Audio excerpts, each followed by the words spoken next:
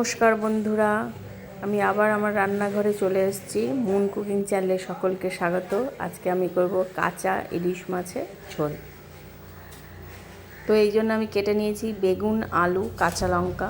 এটা খুবই সিম্পল রান্না। এবার মাছের মধ্যে একটু নুন আর হলুদ মাখিয়ে ইলিশ মাছগুলোকে কিছুক্ষণ রেখে দেবো। আমি এটা কাঁচা রান্না করব, শুধুমাত্র নুন আর হলুদ মাখিয়ে নিয়েছি। এটাকে আমি ভাজবো না। হলুদ নুন মাখিয়ে ভালো করে রেখে দেব মাছগুলোকে।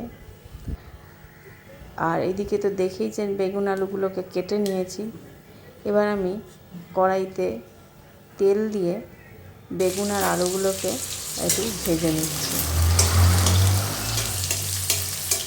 বেগুন আর আলুগুলোকে একটু লাল করে ভেজে নেওয়ার পর এগুলোকে তুলে নিলাম। এই একই কড়াইতে দিয়ে দিলাম একটু কালো জিরে ফোড়ন। কালো জিরে ফোড়ন দিয়েই আমি এর মধ্যে অল্প একটু জল দিয়ে দেবো। যতটা ঝোল আমি খাবো ততটা দিয়ে দিয়েছি জল 4 কাপের মতো। এবার দিয়ে দিলাম 1 চামচ নুন, 1 চামচ হলুদের গুঁড়ো, দিচ্ছি চেরা কাঁচা লঙ্কা আর দিয়েছি ভাজা আলুগুলো।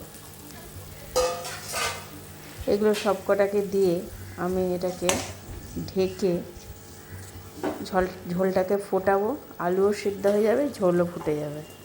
হয়ে গেছে, ঝোল ফুটে গেছে। এবার দিয়েছি 1/2 চামচ মতো জিরের গুঁড়ো দিয়ে আবার একটুখানি ঝোলটাকে ফোটাবো, কারণ আলু আর একটু সেদ্ধ বাকি আছে। ঝোলটাকে ভালো করে ফুটিয়ে নিয়েছি। এবার দিয়ে দিয়েছি কাঁচা মাছগুলো আর দিয়ে দিয়েছি বেগুন, দিয়ে ঢেকে দিয়েছি। মাছ আর বেগুন ভালো করে সিদ্ধ হয়ে গেছে। এবার ঝোল আমার রেডি, ঢেলে নিয়েছি থালায়। এটা ইলিশ মাছের একদম পাতলা ঝোল, খেতে খুব অপূর্ব হয়। আপনারা সকলেই খাবেন। ভিডিওটা ভালো লাগলে লাইক, শেয়ার ও সাবস্ক্রাইব করবেন।